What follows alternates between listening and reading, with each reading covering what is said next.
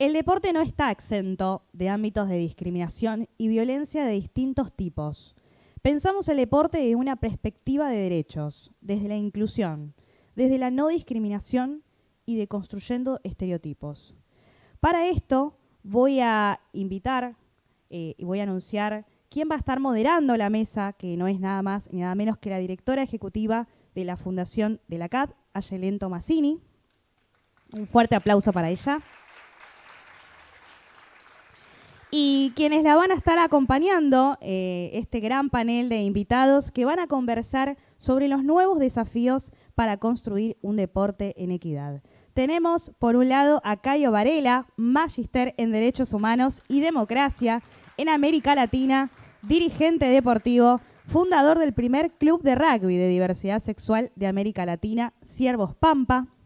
Por otro lado, a Mirta Marina, docente, psicopedagoga, psicóloga social, directora de Educación Sexual Integral de la provincia de Buenos Aires. Un fuerte aplauso para ella. También tenemos a Laura Ruiz, diplomada en ESI, especialista en ciudadanía digital y secretaria del Foro Argentino de la Mujer en el Deporte. Fuerte aplauso para ella. A Ariel Sánchez, director de promoción de masculinidades por la igualdad del Ministerio de las Mujeres. Y por último nos acompaña Walter Larotonda, coordinador de investigaciones y observatorios INADI.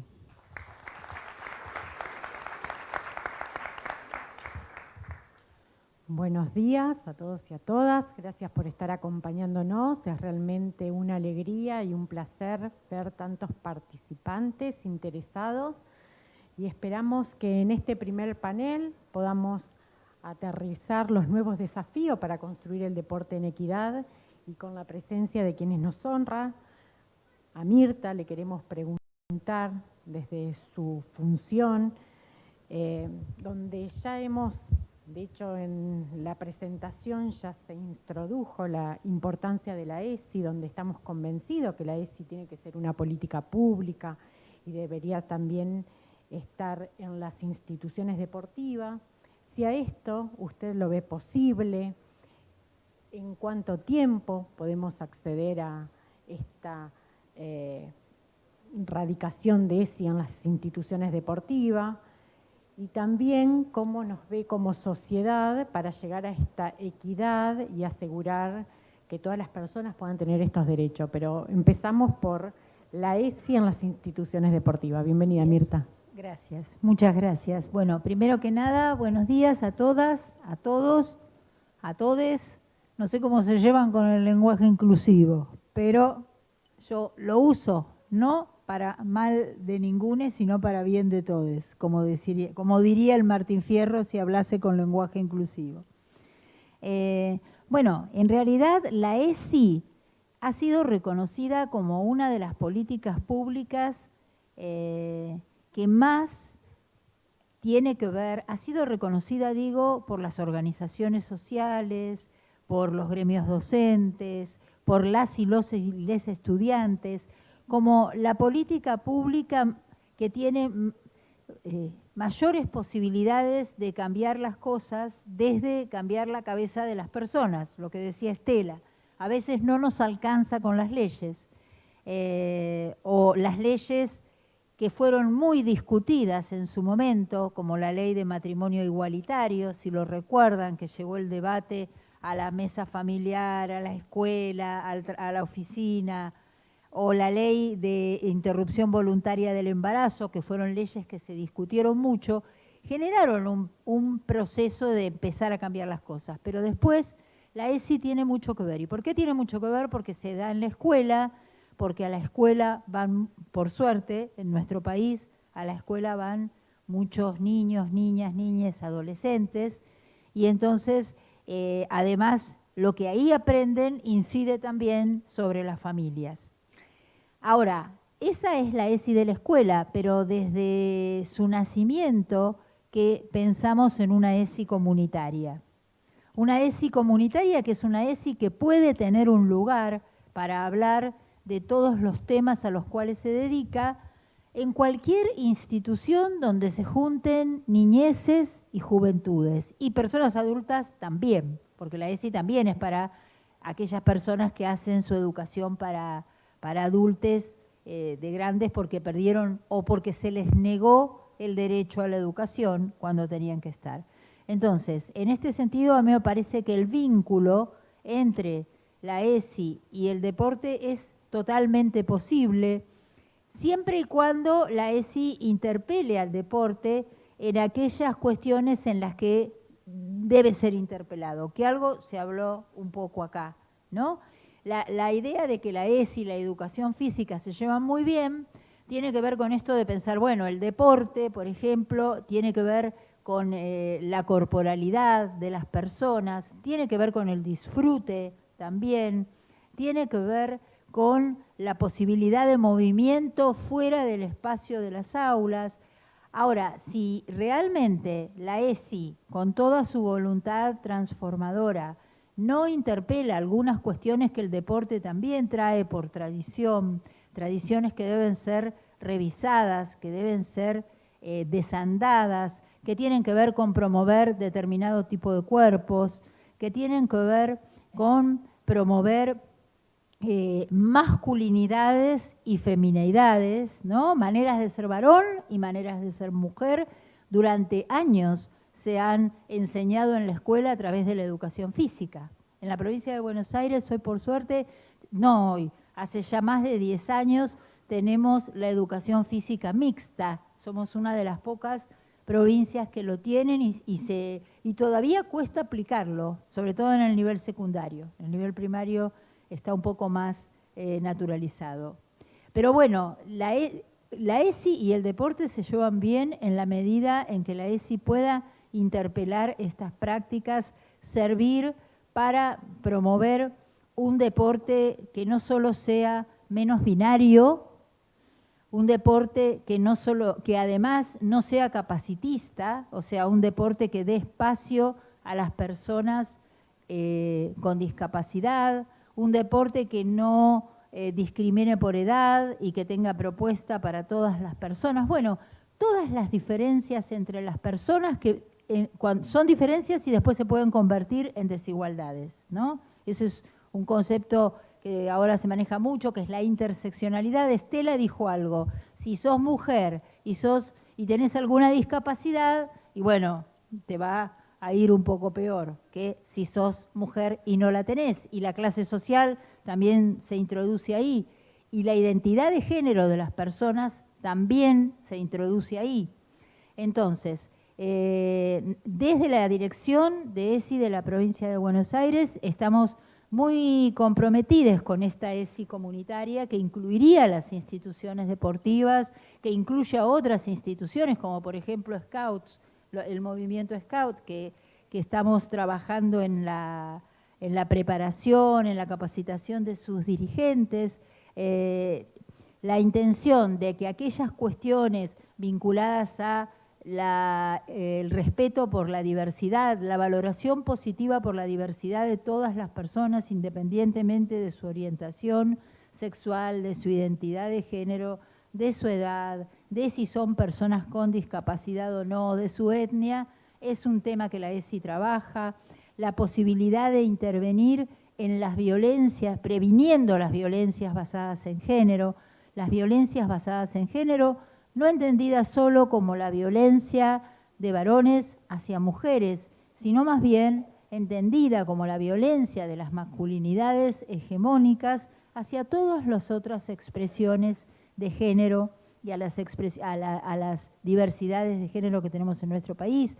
La ESI defiende fuertemente la afectividad, la expresión de emociones y sentimientos, la tramitación de conflictos que se dan a veces por las emociones. Eso me parece que tiene bastante que ver y puede tener espacio en instituciones deportivas, el cuidado del cuerpo y la salud, un cuerpo, no el cuerpo de los mandatos sociales, el cuerpo de los estereotipos de belleza, sino un cuerpo atravesado por la cultura, un cuerpo atravesado por las instituciones, un cuerpo que no esperamos sea disciplinado en el deporte, sino que sea se le otorguen todas sus posibilidades de desarrollo. Eso con respecto al vínculo. ¿Y cuánto falta para que podamos hablar desde el aporte de la ESI de una sociedad inclusiva? Yo creo que falta todavía. Siempre frente a esta pregunta está bueno mirar el medio vaso lleno y el medio vaso vacío, ¿no? El medio vaso lleno es el que nos estimula para seguir trabajando, para seguir capacitando docentes, para pensar en capacitar a personas de otras instituciones, para pensar en producir nuevos materiales.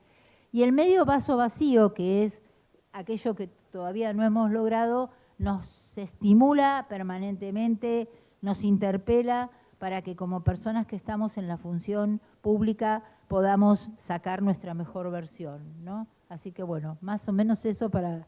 Muchísimas gracias, Mirta. Y bueno, esta parte...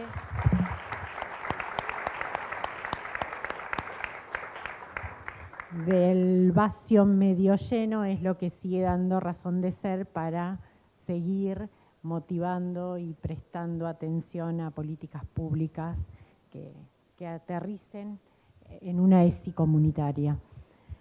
Ahora voy a pasar a Ariel Sánchez, que nos está acompañando. Queremos preguntarle, dado que él es director de promoción de masculinidades para igualdad en el Ministerio de las Mujeres y Política de Género y Diversidad Sexual de la provincia de Buenos Aires, escuchamos hablar mucho de masculinidades. Ahora bien, ¿qué se entiende por masculinidad? ¿Por qué está tan presente en el ámbito deportivo el tema de la masculinidad?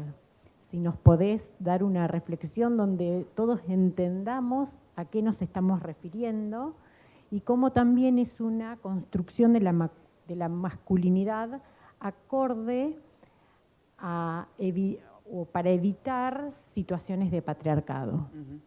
Bien, bueno, hola, ¿cómo están? Creo que ahí, más que meterse como a reflexionar sobre el concepto, digo, hay que verlo como viviendo en la vida cotidiana, si se quiere. Tanto el deporte, como bien mencionabas, como los ámbitos laborales también en muchos casos, se dice que están masculinizados, ¿no? O que han sido creados a partir de una ligación entre la masculinidad y ese espacio. En realidad tiene que ver, digo, históricamente, con ciertos mandatos, ciertas formas de ser, como la potencia, digamos, cierta idea de exitismo, de mostrarse siempre potente, y esa es la vinculación que se ha hecho del deporte con algunos mandatos vinculados a la masculinidad y algunas formas de violencia también que están presentes en el deporte, que hoy un poco Estela mencionaba en el comienzo, digamos, cómo empezar a trabajar para diluir un poco esa idea de ámbito masculinizado.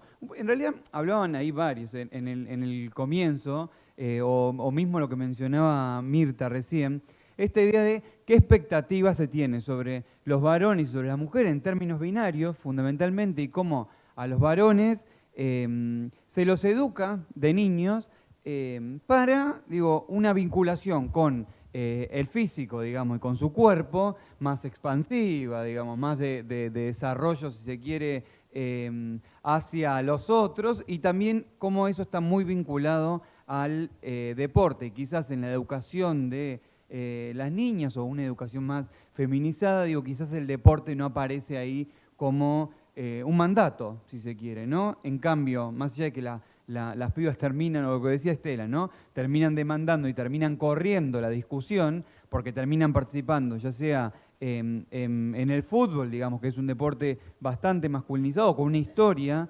de mucha masculinización o de pensar que era un deporte para varones, terminan empujando, si se quiere, en esa frontera y obligando, en definitiva, a que termines pensándola como una política pública, digamos eso, ¿no? Pero creo que ahí... para mí como dos cuestiones a tener en cuenta. Inclusive que se sigue entendiendo como un ámbito masculinizado, para mí también hay mucho para empezar a desarmar ahí, más allá de lo que mencionaba Estela al comienzo de la participación de las mujeres. Porque para mí hay algo que inclusive...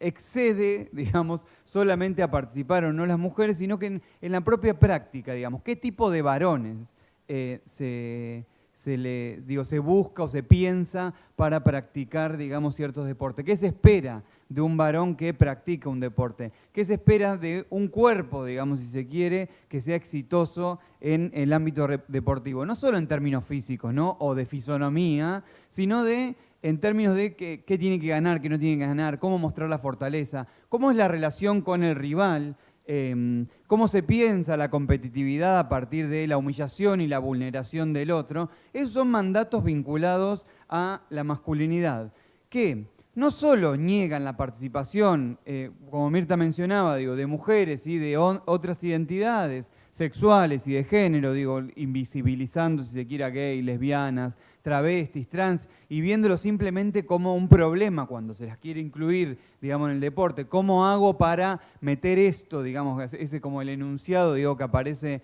en la sociedad, digamos, meter este problema en algo que aparecía como, bueno, acá no había ningún problema? Sin embargo, también había un problema. Y un poco el trabajo que me toca, digamos, en el ministerio, no es solamente insistir sobre que los varones ejercen formas de vulneración y de violencia hacia otras personas, sino también insistir que pensar nuevos desafíos en el deporte y en diferentes lugares, pensar la relación entre el género y el trabajo con los varones, también implica pensar nuevos modos de vida para esos propios varones.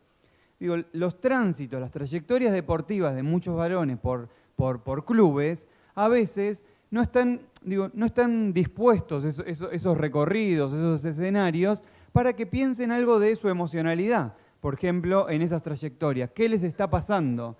Ayer, por ejemplo, estuve en un barrio con un operativo interministerial, estos que se hacen el Estado en tu barrio, que van diferentes operativos a algún barrio, digamos, para acceder en diferentes derechos. Y estábamos también ahí con el ministerio. Y había un referente barrial que al mismo tiempo tenía un club ahí en el barrio y el lugar central que tenía el deporte, si se quiere, para pensar otra trayectoria, si se quiere, de esos varones en el recorrido en sus vidas.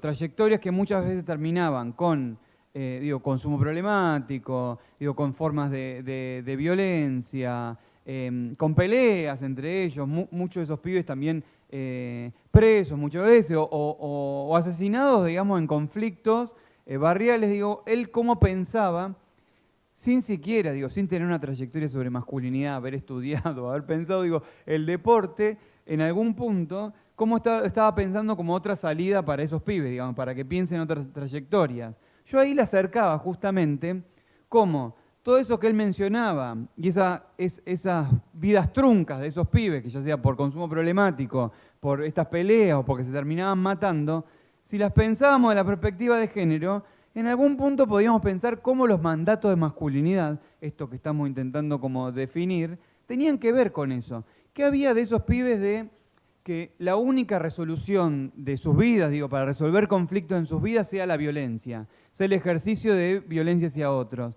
Cuando la supervivencia, digamos, en sus trayectorias cotidianas, en la vida en las aulas por las que transitan, los barrios por los que andan, las canchas, digamos, en las que participan, ya sea como espectadores o como deportistas, el modo en que resolvían, digamos, en que se relacionaban con nosotros, mucho tenía que ver con demostrar esa potencia, exponerse a ciertas situaciones de peligro, a ciertas situaciones de conflicto, y ahí este referente pensaba el deporte como la posibilidad de otra vida para eso.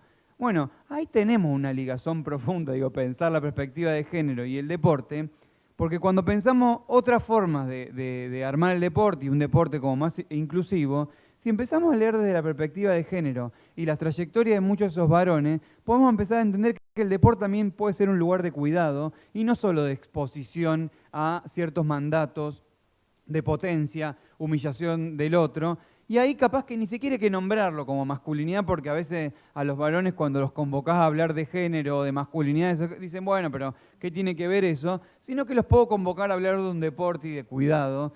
Y ahí vamos a pensar sin duda los mandatos de masculinidad, porque en definitiva la conclusión que quiero que lleguen es que cuando pensamos género y el vínculo con masculinidad o con varones, también estamos pensando a hacer mejores esa vida de esos varones, más largas, que no se terminen matando, que no se terminen exponiendo al peligro. Y yo creo que ahí el deporte es una herramienta y en el cruce con la perspectiva de género nos puede ayudar a pensar otra vida, ¿por qué no?, de esas pibas que van a tener más acceso a ese derecho que es el deporte, pero también de los tránsitos de esos pibes por el deporte que van a leer sus vidas con mayor cuidado, pensando su vulnerabilidad, su emocionalidad. Bueno, el último mundial nos dio bastante relato sobre eso, ¿no? Jugadores de la selección argentina, impensado que, jugadores de fútbol, un deporte hipermasculinizado, exitosos, que les va bien, que son representación de la identidad argentina y del varón argentino, ¿no? El que se la banca, el que tiene huevos, el que todo lo pone, el que no le pasa nada,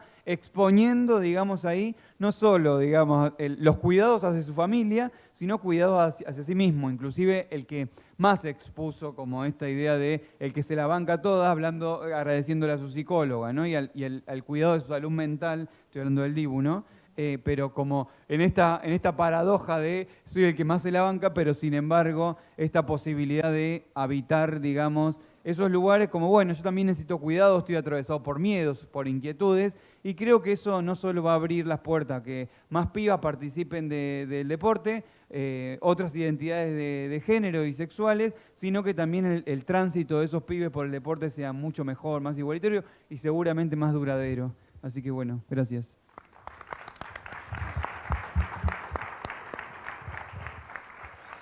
Muchísimas gracias, Ariel. Muy valiosa la mirada también de otro deporte es posible, que también es el lema de la CAT, otro deporte es posible, y que este otro deporte sume a ayudar a descubrir identidad, que también se habló anteriormente, y la identidad desde un disfrute y no desde un mandato. Así que muchísimas gracias. Bueno, ahora tengo el gusto de poder preguntarle a Cayo. Cayo es un referente muy importante en estas luchas y estamos transitando un camino de transformación, ¿o es solo un discurso, Cayo? Muchas veces te acompaño para muchas veces te escuchamos decir 3 palabras consecutivas que particularmente las tenés como bandera: ocupar, resistir, transformar. ¿En cuáles de estas instancias estamos? Y después, si nos podés decir cómo seguimos transformándonos. Bueno, buenos días. Tengo 2 horas para hablar, ¿no? Perdón. Yo dejo el micrófono aquí. Primero, muchas gracias por la invitación. Es un placer estar acá. Laura, Verónica, Rodolfo, bueno, a todos de la CAT, que nos da el espacio y la oportunidad de contar un poco.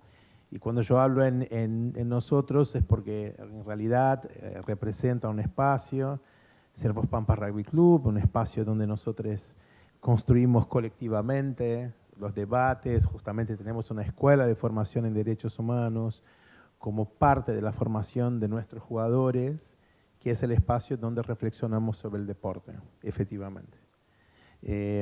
¿Y por qué cuento esto? Porque justamente me parece que el primer camino es sumado a esas intervenciones, ¿no? A partir de la ESI, de lo que traía Ari, de la perspectiva de género, es encarar el deporte como un derecho.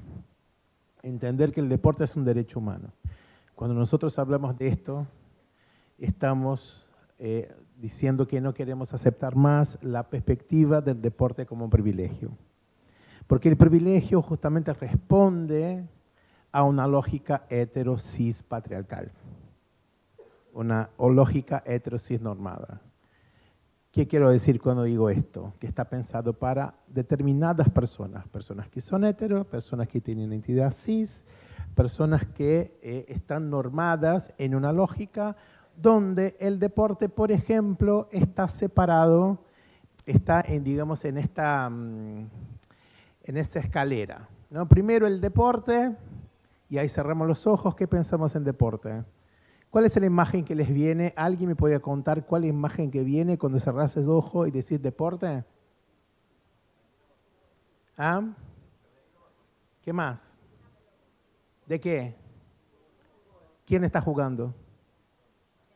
Bueno, un varón.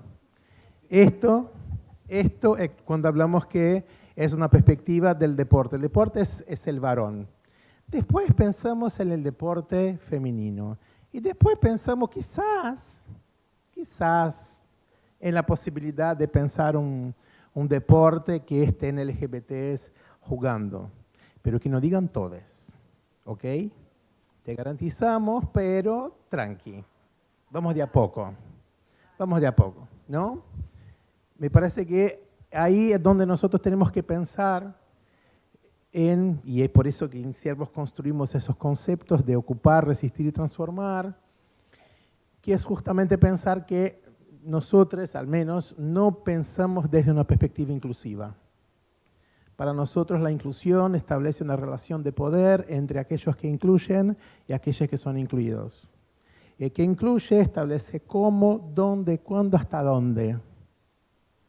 Y nosotros queremos hacer una construcción transversal, horizontal, democrática, que pueda empoderar a las personas, que pueda efectivamente hacer con que esas personas se entiendan deportistas, pero no ese deportista que responde a una lógica heterosis-normada. Pero bueno, para eso, ¿qué tenemos que hacer? En primer lugar, tenemos que ocupar, tenemos que estar presentes, organizarnos. Acá están los compañeros de la ADD, de los dogos, que tienen otras modalidades también de deporte, que venimos, ellos tienen más de 10 años, nosotros 11, y venimos pensando justamente cómo garantizar el acceso de las personas LGBTs al deporte. Hemos hecho, desde nuestro lugar, por supuesto, pero no es suficiente. ¿Por qué no pensamos el desarrollo, la permanencia y todo lo que implica el deporte? Porque una cosa es ser deportista, lo otro es querer ser árbitro, querer ser deportólogo, querer pensar el deporte de manera más amplia. Entonces dejamos de ser equipos para ser clubes.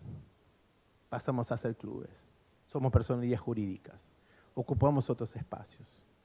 Bueno, obviamente el deporte habla de los cuerpos.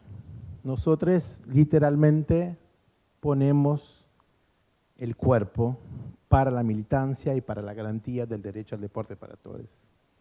Poner las medias del orgullo, expresar nuestras performances, que no responden a una lógica heteronormada. Doy un ejemplo, en Siervos nosotros tenemos jugadas que son frases de Moria y frases de Susana. Y bueno, cuando jugamos la gente no entiende de qué estamos hablando, hasta que entiende nosotros ganamos la jugada. Bueno, es un ejemplo sencillo, pero muy lindo. ¿Qué? Bueno, después los chicos le cuentan. ¿Cómo es la jugada de la Moria? ¿Cómo es ahí en el line? La Britney. ¿Viste? ¿Cómo es la Britney? Bueno, después contamos.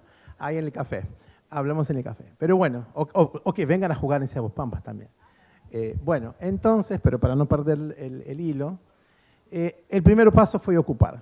Después nosotros, al ocupar el espacio, obviamente encontramos con la misoginia, con el machismo, con la homo-levotransfobia, y tuvimos que encontrar una forma de relacionarnos, porque decidimos ocupar ese espacio. Nosotros jugamos, por ejemplo, un torneo oficial de la Unión de Rugby Buenos Aires, donde Siervos es el único espacio, digamos, con perspectiva de género y diversidad sexual. Y también eso fue un proceso de entender en esa reflexión que no éramos exclusivamente un espacio LGBT, sino que éramos un espacio con perspectiva de género y diversidad sexual. Y finalmente, bueno, transformar. Transformar es la utopía, ¿no? Transformar es esa frase que dicen que es de Galeano, pero él mismo dijo que no es de él, ¿no? De que la utopía es la luz que nos empuja, ¿no? Bueno, nosotros jugamos rugby, empujamos el scrum, entonces, bueno, empujamos ahí para llegar a un proceso de transformación social que implica, de nuevo, entender el deporte como un derecho. Porque cuando nosotros hablamos del derecho al deporte, también estamos hablando de un montón de otros derechos, ¿no? Las personas que no tienen el derecho al trabajo, a la salud, a la educación, jamás van a poder ejercer el deporte de manera integral. Por lo tanto, empezamos entonces a entender que teníamos que dialogar y ampliar nuestra comprensión de lo que significaba ese derecho al deporte, pero esencialmente con una perspectiva de género y diversidad sexual. Y ahí, para terminar, creo que uno de los desafíos todavía es justamente que nosotros no entendamos desde una lógica tan binaria el deporte, ¿no? De que nosotros todavía estemos hablando esto, de cómo garantizar el acceso, y ahí pensamos que no, las cosas mejoraron, ¿no? Tenemos la ley de matrimonio igualitario, tenemos la ley de género, y sí, y fue una conquista, fue una lucha, en el marco de un gobierno popular que garantiza la aprobación de estos derechos. Sin embargo, ya tenemos que dar el próximo paso, porque todavía nosotros respondemos a lógicas que son trampas. Y doy un ejemplo, el acceso de las personas trans al deporte. La primera respuesta que tenemos es el no. Cuando nosotros tenemos esa primera respuesta del no, nosotros estamos diciendo que hay determinadas personas que deciden en nombre de. Nosotros estamos diciendo que las personas trans no están en el deporte. Y por lo tanto, entonces, nosotros seguimos generando privilegios en el deporte. No importa si hay una persona trans, si hay 400 personas trans que quieren acceder al deporte. Si nosotros no garantizamos el acceso de esas personas al deporte, nosotros seguimos generando privilegios. Me parece que si nosotros tenemos que crear 400 categorías del deporte para que esas personas puedan acceder, hagámosla, no importa. Lo que importa es que esas personas no estén, que estén excluidas del deporte, ¿no? Y también cuando hablamos de eso, y ahí, perdón que me extienda en ese punto específico, pero estamos hablando efectivamente de cómo nosotros tenemos esa perspectiva binaria tan incorporada, porque pareciera que cuando nosotros hablamos de garantizar que las personas trans, travestis, trans, no binarias puedan acceder al deporte, parece que mañana van a haber 4 monumentales llenos de personas trans haciendo deporte, ¿no? Como están esperando acá atrás del escenario, y bueno, estamos habilitadas y ocupan el espacio. Imagínate que yo, perdón que sea tan personal, pero que conozco, soy el único dirigente deportivo puto de un club de rugby. Entonces, ¿de qué estamos hablando de acceso? Yo soy un varón, gay, blanco, de clase media, que puede acceder a esto en razón de esto. Ahora, entonces, ¿de qué estamos hablando? De que las personas trans mañana no pueden jugar porque va a poner en jaque el deporte femenino. Lo que pone en jaque el deporte femenino es el no compromiso de los clubes con la garantía de la equidad de géneros en el deporte. Esto es que no garantiza las mujeres en el deporte. Además, cuando ponemos en jaque el acceso de las mujeres trans en detrimento de las mujeres cis, nosotros no estamos considerando estas mujeres como mujeres. No sé si me explico bien, pero me parece que hay mucho que avanzar, por supuesto hay mucho que avanzar, pero hay cosas que nosotros no podemos permitir que vuelvan a pasar. Nosotros tenemos incorporado el nunca más, ¿no? Bueno, que también el nunca más pueda servir para eso también. Muchas gracias.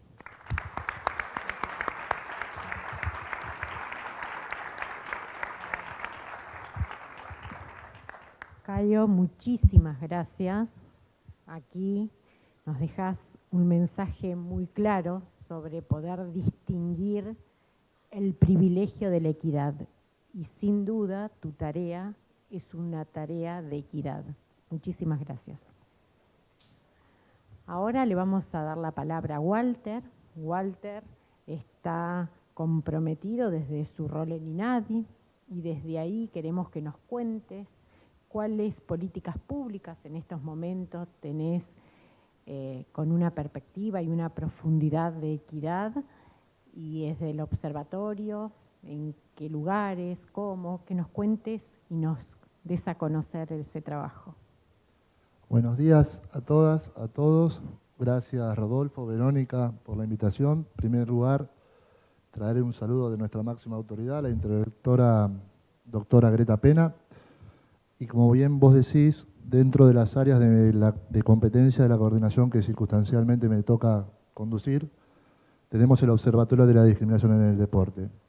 Desde ese observatorio, además de solicitar el ingreso de alguna bandera que supongo todas y todos en algún momento han podido observar en algún estadio, ¿sí? ¿No? Con algún mensaje alusivo a la no discriminación, ¿sí?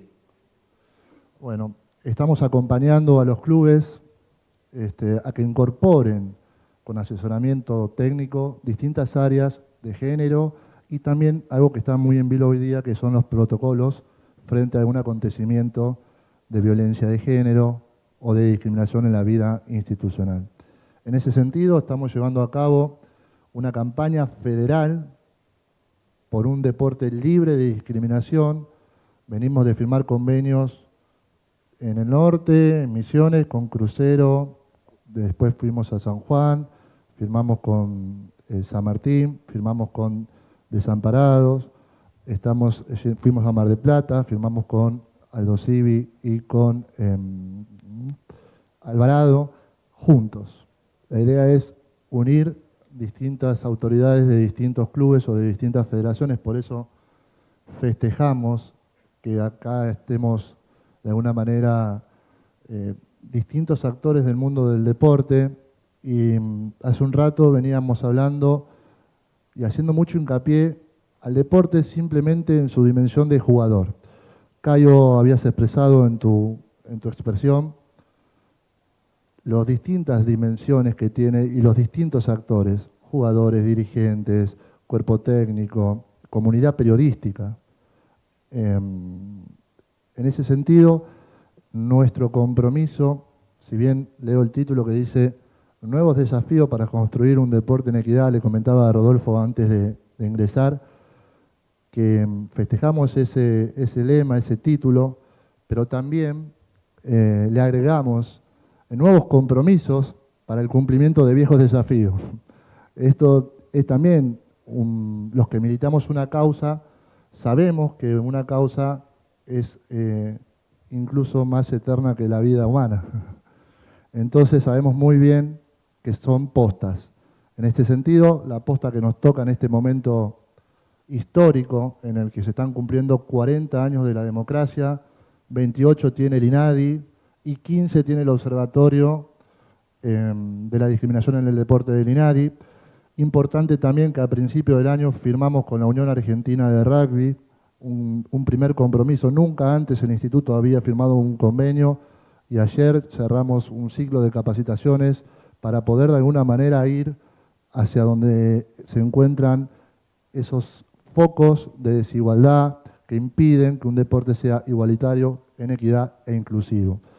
Festejamos estos espacios, levantamos también la bandera de las personas con discapacidad, si bien la senadora al comienzo del panel anterior así lo expresó. Es muy importante que aquel lema expresado en una norma que tiene que ver con igualdad de condiciones que los demás sea concreto y sea real. Por eso también compartimos el criterio que quienes me antecedieron en la palabra iniciaron, de que tenemos que dar un pasito más allá de articular, reunirnos, ahogar nuestras penas, contarnos nuestros desafíos. Bueno, y eso se logra, si supiese cómo se logra no estaríamos acá, supongo, ¿no? Pero bueno, voy a compartir a título institucional y personal 2 o 3 líneas. En primer lugar, multiplicando estos espacios. En segundo lugar, comprendiendo en qué proceso histórico estamos. conté 16 filas por 20, creo que podrán ser 22, aproximadamente 300 personas, 350 personas, de las cuales veo mucho público, mucha mujer, y creo que si este mismo panel lo hacíamos en otro contexto histórico, estaríamos todos y todas de acuerdo que la capacidad del auditorio estaría más completa con varones. En ese sentido, creo que si bien, como decían quienes me antecedieron, el vaso lo podemos ver medio lleno o medio vacío, es cierto también que hay que acompañar ese proceso de manera activa, militando las causas, juntándonos, reuniéndonos, haciendo visibles las luchas, y en ese sentido cuenten con nosotros, cuenten con el INADI, para poder llevar una palabra, una capacitación, un taller, algún asesoramiento y poder laburar de manera articulada. Muchas gracias.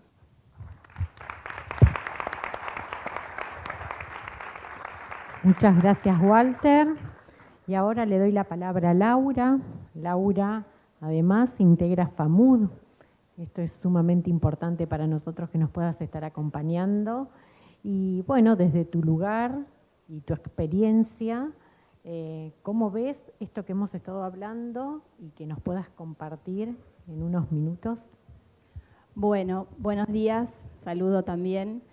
Y la realidad es que el trabajo es en el territorio, ¿sí? Si no trabajamos en territorio, todo lo que decimos queda como en el discurso, ahí en la nube, y después necesitamos laburar en el territorio. ¿Cómo? Implementando la ESI, como nombró Mirta perfectamente, porque la verdad que es admirable y de verdad quiero compartir esto porque es un honor en serio para mí estar acá. Escuchando, ¿no? Y compartiendo este panel con gente que viene con una trayectoria, con un camino impecable, impresionante de lucha, de transformación. Y la realidad es que primero tenemos que, y necesitamos convencernos, ¿no? de que esto va a suceder. Si no, no estaríamos acá para todas estas cosas. Y sí, en el territorio venimos trabajando un montón. Yo además soy profe de educación física, trabajo en escuelas. Y en las escuelas nos encontramos con un montón de cosas, con diversidades de todo tipo, y la realidad es que ¿para qué estamos haciendo todo esto, ¿no? ¿Para qué necesitamos construir un deporte diferente? ¿Para qué? Y realmente para sentirnos, como decía Caio recién, que es un derecho, que necesitamos porque lo deseamos, porque tenemos ganas, porque lo queremos hacer, y nadie tiene derecho a decirme, no, vos no porque sos mujer, no, vos no porque sos homosexual, o porque tenés 80 años, no, tenés 80 años, no podés hacer deporte, porque ya sos grande. No, o sea, si está el deseo y están las ganas, bueno, capaz que no vaya a jugar un campeonato olímpico, o sí, no lo sabemos, pero me parece que respetar el deseo que tenemos es algo que nos lo merecemos porque somos personas y porque tenemos derecho. Y si consideramos al deporte como un derecho humano, lo tenemos que hacer. Ahora, ¿cómo lo hacemos? Y, como decía recién, ¿no? Laburando en el territorio, con capacitaciones, con capacitaciones, con generar agentes multiplicadores. Yo trabajo en la dirección de ESI y estamos capacitando. La dirección tiene un programa de formación para docentes que además, o sea, a una ley, o sea, no es que se nos ocurrió decir, che, vamos a dar ESI para que todas las personas tengan las mismas oportunidades. No, hay una ley y es una obligación, y como corresponsales que somos y como garantes de derechos que somos, por lo menos desde la educación, necesitamos también eso que aparezca en las instituciones deportivas. Entonces, la ley Micaela, por ejemplo, en Provincia de Buenos Aires es obligatoria para las instituciones deportivas. Ahora, ¿cómo hacemos para llevar esa obligatoriedad? Con decisiones políticas. ¿Y con qué decisiones políticas? Bueno, quienes formamos parte de FAMUD estamos trabajando en buscar todas las herramientas y acercarnos a todas las instituciones. Hace un rato, ¿cuántas instituciones deportivas dijo Leo que había en la provincia de Buenos Aires? 8.000. 8.000 instituciones deportivas. Bueno, ¿cómo llegamos a esas 8.000 instituciones deportivas con ESI, con Ley Micaela? Bueno, trabajando en equipo, ¿sí? Si no trabajamos en equipo y no trabajamos en red, esto tampoco se puede resolver.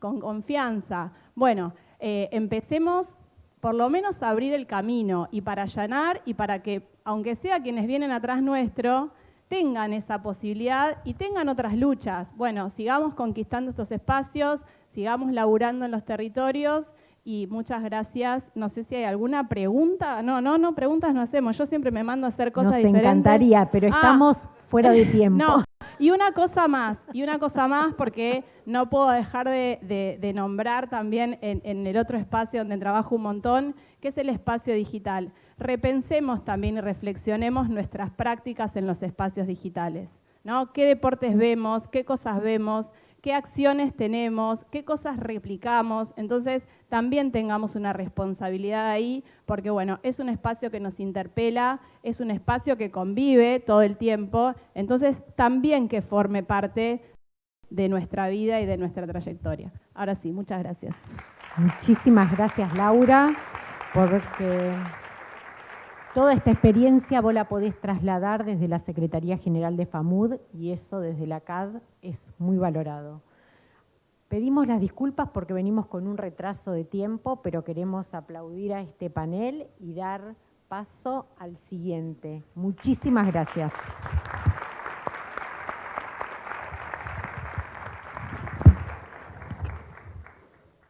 Hola. Agradecemos a cada uno